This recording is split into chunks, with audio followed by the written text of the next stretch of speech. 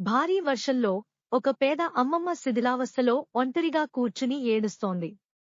అప్పుడు ఒకరోజు అకస్మాత్తుగా ఆకాశం నుండి ఒక పెద్ద తెల్ల పావురం వచ్చి అమ్మమ్మ దగ్గర కూర్చుంది.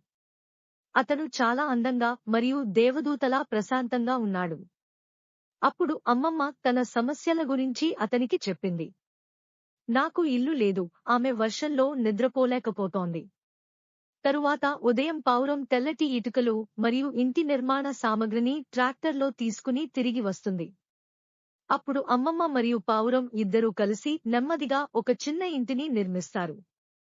పావురం ఇటుకలను ఒక్కొక్కటిగా వేస్తుంది మరియు అమ్మమ్మ కూడా చాలా కష్టపడి పనిచేస్తుంది. కొద్ది కాలంలోనే ఒక చిన్న అందమైన ఇల్లు నిర్మించబడింది మరియు అమ్మమ్మ దానిని చూసి చాలా సంతోషించింది.